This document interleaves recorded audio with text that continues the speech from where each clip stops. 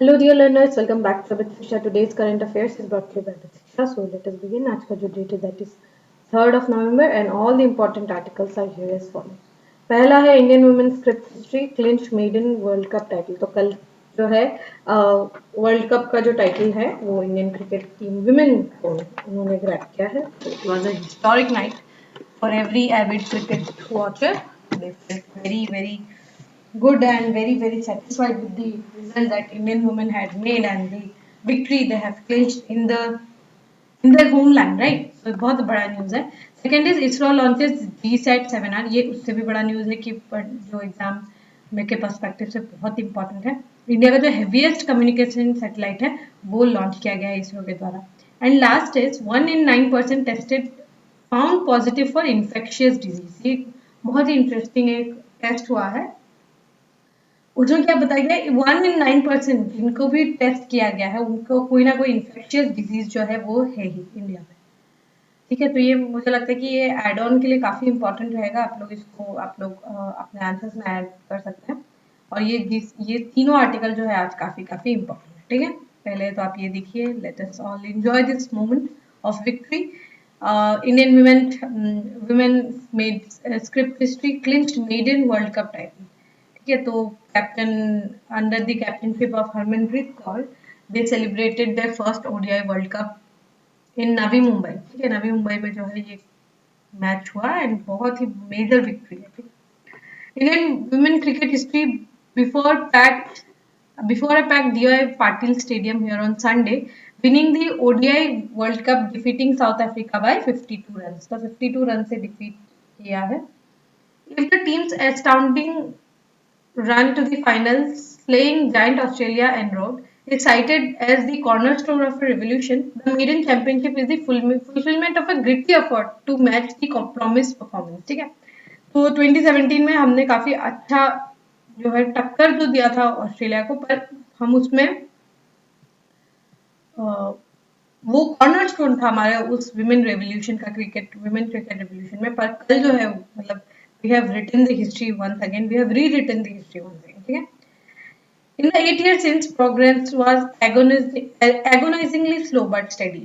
progress जो है ऐसे होना चाहिए. ठीक है, it should be like this, but कभी कभी क्या होता है, most of the time generally it is like this. ठीक है, तो हमें लगता है कि ऐसे करके हमें शायद मिल जाएगा growth, but growth is like this.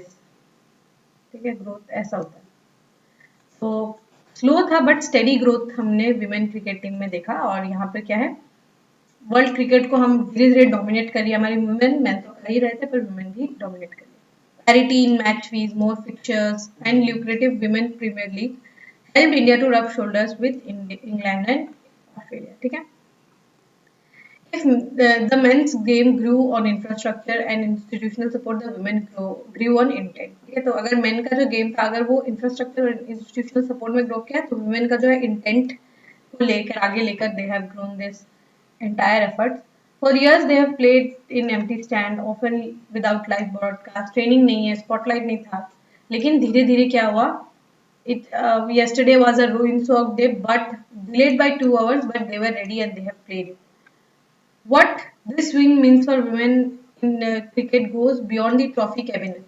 It rewires perception. For decades, women game was a polite side of the story to the men's spectacle, inspiring but peripheral. ये बहुत अच्छा लिखा है. ठीक है, कि विमेन क्रिकेट जो है वो सिर्फ ट्रॉफी जीत के आए ये नहीं है.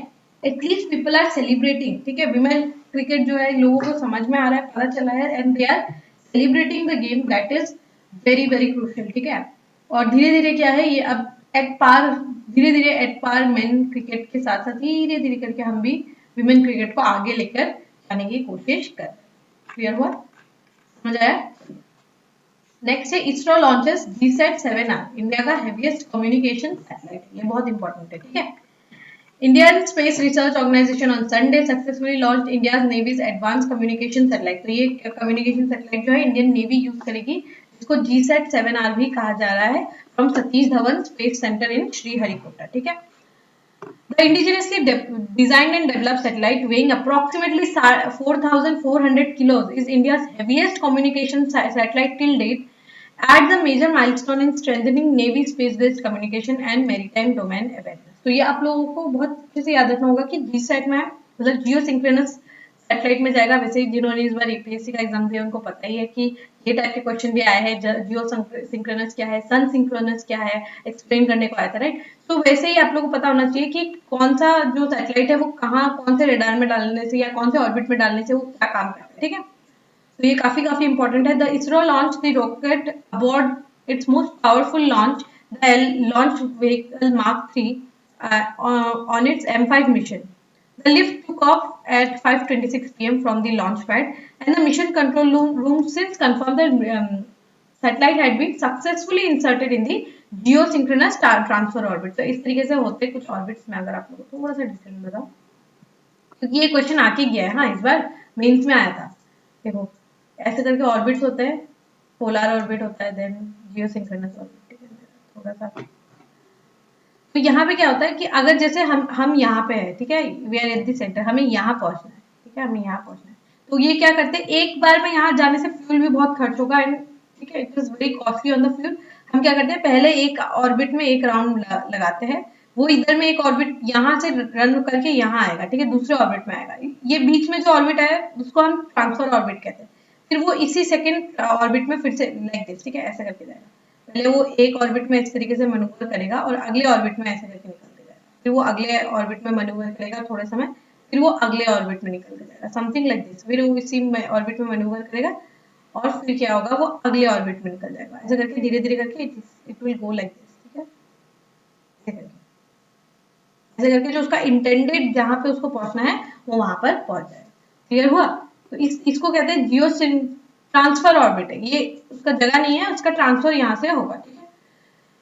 ISRO launched the rocket abort with most powerful launch vehicle, that is launch vehicle Mark 3, LVM Mark 3, LVM 3, तो पता ही होगा आप लोगों को। और ये LVM Mark 3 ये रहा, और ये हम लोगों ने देखा, ठीक है, लॉन्च व्हीकल को वहां से भेजा गया। This is the heaviest Indian built communication satellite from Indian soil so far. Because of the high mass of the GSAT-7R, the launch vehicle is targeted the standard geosynchronous transfer orbit. Once there, the satellite will raise and circularize. जो मैंने अभी आपको समझाया ना, propulsion system जो इस तरीके से मूव करेगा फिर आगे बढ़ेगा, ये इस तरीके से सर्कुलराइज करके फिर वो आगे बढ़ेगा। ये सेम चीज यहाँ पे ये वर्ड्स में समझाया गया, ठीक है। The Navy is set to equip with the state-of-the-art indigenous components. The GSAT-7R would provide robust and secure telecommunication coverage across the Indian Ocean region. Obviously, Navy है तो Indian Ocean region का जो पूरा coverage है पूरा cover करेगी, ठीक है। Its advanced payment features transponders support voice, data, video links over multiple communication bands, ensuring seamless connectivity between Navy ships, submarine, aircraft, maritime operation center, हर जगह को ये अच्छे से connect कर देगा, ठीक है। The launch highlights India's growing self-reliance in space tech and Navy commitment to safeguard national maritime interest in space, ठीक है। तो ये बहुत ही ज्यादा इंपॉर्टेंट है, प्रीलिम्स के लिए मेंस के लिए दोनों के लिए ही इंपॉर्टेंट है, ठीक है। क्लियर हुआ? Very very very crucial, okay, very very crucial. समझ में आ गया होगा आप लोगों को, I hope. We can move to the last news. This last news is very interesting. Okay, ये एक स्टडी है, ICMR ने एक स्टडी किया है। ICMR is Indian Council of Medical Research। उन्होंने एक स्टडी किया जिसमें पता चला कि 1 out of 9%, अगर एक सैंपल लिया है, ठीक है, जैसे इसमें सैंपल में जो है बहुत सारे लोग हैं ऐसे करके, ठीक है, ग्रुप्स में मैंने ऐसे बना लिया। तो इसमें क्या है, ऐसे लेट्स से यहाँ पे 9 लोग हैं, ठीक है, ये 9 लोगों का सैंपल है, एक सैंपल है, ऐसे बहुत सारे सैंपल लिए हैं, ठीक है। तो 1 out of 9 मतलब ये 9 में से कोई एक जो है उसको किसी ना किसी तरीके का कोई ना कोई इन्फेक्शियस डिजीज है ही, ऐसा रिपोर्ट में कहा गया है। अभी अब क्या प्रॉब्लम है, India is a humongous state, okay, बहुत बड़ा पॉपुलेशन कंट्री है। ये क्या है, बहुत हाई चांसेस हो जाते हैं कि एक दूसरे से ट्रांसफर हो जाए। वैसे कम्युनिकेबल है, इन्फेक्शियस डिजीज है, that means they can communicate. तो बहुत सारे इन्फेक्शियस जो है, इन्फेक्शन जो है इसी तरीके से फैल जाते हैं, बिकॉज लोग इतने एक दूसरे से, because there is so much less space per person, के कारण जो है बैक्टीरिया एंड इन्फेक्शन जो है बहुत इजीली फ्लो कर जाता है, ठीक है। Specially with see in the slum areas, ये स्लम एरियाज जो है ना, या फिर जहाँ पर बहुत ही ज्यादा कॉन्ग्रीगेशन है, आप समझ लीजिए बहुत ही लोग एक दूसरे के से चिपके हुए घरों में रहते हैं ना, वहां पर ऐसा बीमारी एक को लगता है ना तो पूरे बस्ती में फैल जाता है, ठीक है। तो यहाँ पर वही बात यहाँ पर बताई जा रही है कि 1 out of 9, ठीक है, 1 out of 9 को कोई ना कोई infectious disease है, ठीक है। Pathogens were found in 11.1% of 4.5 lakh patient tested in the laboratory, ठीक है। तो 4.5 लाख लोग पेशेंट्स में से 11% जो लोग हैं, ठीक है, उनमें कोई ना कोई टाइप का वायरल इन्फेक्शन तो है, या फिर पब्लिक का हेल्थ कंसर्न का कोई ना कोई इन्फेक्शन उनको है, ठीक है। तो टॉप 5 पैथोजेंस जो डिटेक्ट किए गए हैं, सबसे पहला तो इन्फ्लुएंजा ए है, जो एक्यूट रेस्पिरेटरी इन्फेक्शन है, ARI। Severe acute respiratory infection है, SARI। डेंगू वायरस है, एक्यूट फीवर। हेमोरेजिक फीवर है, हेमोरेजिक फीवर है। हेपेटाइटिस ए है, जॉन्डिस के केसेस में। नोरो वायरस है, एक्यूट डायरल डिजीजेस आउटब्रेक है। हर्पीस सिंप्लेक्स वायरस है, एंड एक्यूट एंसेफेलाइटिस सिंड्रोम। ये सारे जो है पाए जाते हैं लोगों के, मतलब ज्यादातर ये वाले जो है काफी मेजर मेजर बीमारी वाले जो है वो पाए जाते हैं, ठीक है। डेंगू हो गया, हेपेटाइटिस हो गया, एंड देन इन्फ्लुएंजा हो गया, हर्पीज हो गया, ये सब पाए जाते हैं लोगों में, ठीक है। लोग मतलब पाए गए, मतलब 1 out of 9 में पाए ही गए, कुछ ना कुछ, ये 5-6 में से कोई ना कोई तो पाया ही गया है, ठीक है। According to the Virus Research and Diagnostic Laboratories Network, between January and March 2025, 10.7% मतलब ये जो 24,000 आउट ऑफ 28 लाख सैंपल्स में से पैथोजेंस पाए गए, ये 24,000 लोगों में, ये 2,28,000 में से ये 24,000 में तो पाया ही गया, मतलब 10% लोगों में तो पाया ही गया, ठीक है, पैथोजेंस। और अप्रैल में ये इंक्रीज हो गया 11.5, मतलब 26,000 में पाया गया। दैट मीन्स सैंपल साइज यहाँ पे तो कम होने के बावजूद यहाँ पर इंक्रीज हो गया। That means it is spreading very fast, ठीक है। ये 0.8% का राइज दिखाता है 2 क्वार्टर में, बहुत ही बड़ा ये राइज देखने को मिलता है। Experts caution that although the increase appears small, it could indicate early signs of seasonal और infectious disease। हाँ, कोई कोई सीजन में जैसे सीजनल चेंज होता है, राइट, जैसे monsoon retreating and advancing monsoon के समय पे ऐसे बीमारी बढ़ जाती है, डेंगू हो, डायरिया हो, या फिर कॉन्टेमिनेशन हो, ये सब बारिश के सीजन में आप देखेंगे बहुत हो जाता है, मच्छर मस्कीटोज बहुत हो जाते हैं ना, जैसे स्टिल वाटर है उसके ऊपर मस्कीटोज पूरा ब्रीड करने लगते हैं। तो ये सारी जो है इश्यूज है, और ये भले ही 0.8 हमें बहुत कम लग सकता है, लेकिन it can spread very fast, no, because we live in joint families, या फिर हम जॉइंट फैमिलीज में नहीं रहते, फिर भी if we live in a nuclear family, let's say family of 5, if people are living in a same roof, आपने देखा ही होगा कि इन्फेक्शन जो है वो बहुत जल्दी फैल जाता है, राइट। वायरल फीवर होने से बहुत ही जल्दी पूरे फैमिली को वो पकड़ लेता है, राइट। तो ये बहुत मेजर अलार्मिंग सिचुएशन है कि हमें पता होना चाहिए कि ऐसा सिचुएशन भी अराइज हो सकता है। रिपोर्ट ने एम्फसाइज किया है कि क्वार्टरली ट्रैकिंग होना चाहिए, इन्फेक्शन रेट को हमें अच्छे से ट्रैक करना होगा, पोटेंशियल आउटब्रेक अगर है तो उसको हमें रोकना होगा, ठीक है। जो virus research and diagnostic laboratory है, उन्होंने अर्ली वार्निंग सिस्टम के रूप में ये they play a very pivotal role in strengthening disease surveillance, helping India prepare better for future epidemics. Future में कोई एपिडेमिक्स ना आए, इसीलिए वो हमें प्रिपेयर करते हैं, इसलिए रिसर्च वगैरह करते हैं, which is very very very crucial, ठीक है। क्लियर हुआ आप लोगों को, समझ में आया? This is very very crucial, okay. ये आप लोग लिख सकते हैं अपने आंसर्स में, GS1, GS2, GS3, GS4, you can use it anywhere.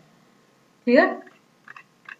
All right, with this we have come to end of today's session. If you have liked this session, don't forget to give a like and write down in the comment section.